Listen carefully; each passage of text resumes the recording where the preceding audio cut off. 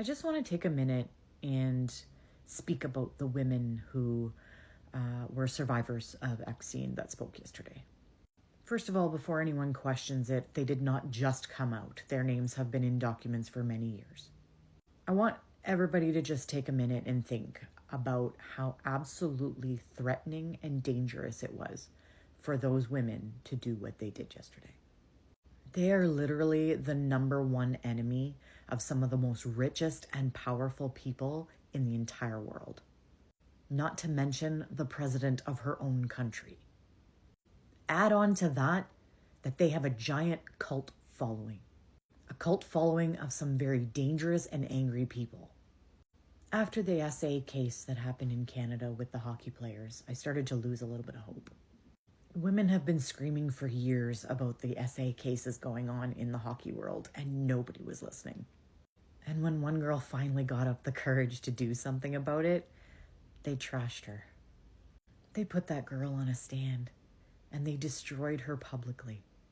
They made people say things like, I don't know, there was something fishy about that girl's story. You ever notice there's always something fishy about the girl's story? But there's never anything fishy about his? Anyway, I feel like a lot of women were throwing their hands in the air, saying, I'm not going to come forward anymore. What's the point? And then you look in the United States and you say, the person was actually charged with assaulting a woman, and he's the president of the United States. As a woman, I was starting to feel a little bit defeated. My heart was breaking, not only for the survivors of SA, but of women that still have yet to have it happen, that it will happen because nothing's being done. And then these women changed all of that. These women put everything they have and everything they live for on the line to publicly humiliate themselves because they know it's coming. Because they know that the injustices that happen to them are still happening today. And they are saying no more. The networks that were created by Jeffrey Epstein have never gone away.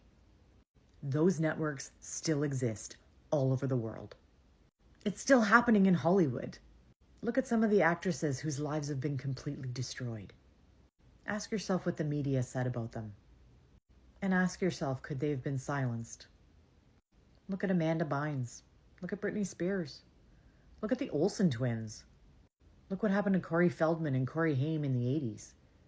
But yet when Michael Jackson, as a black man, cared for children, they had no problem labeling him a P3DO. Oh, and by the way, Bill Cosby went to jail for those things, but not any other white actors. I guess racism exists even in the land of P3DOs. These women need to be protected at all costs. They are the ones who are going to usher in a revolution. They are the ones that are going to encourage the other survivors to come forward. They are going to expose the network. Once we see the network and can shut it down, not only will we save millions of children, but we'll be able to study how the network got so intricate in the first place. And then maybe real legislation can happen to protect that from happening in the future. These women deserve medals. And I just want to thank them for being the voice of so many who can't speak.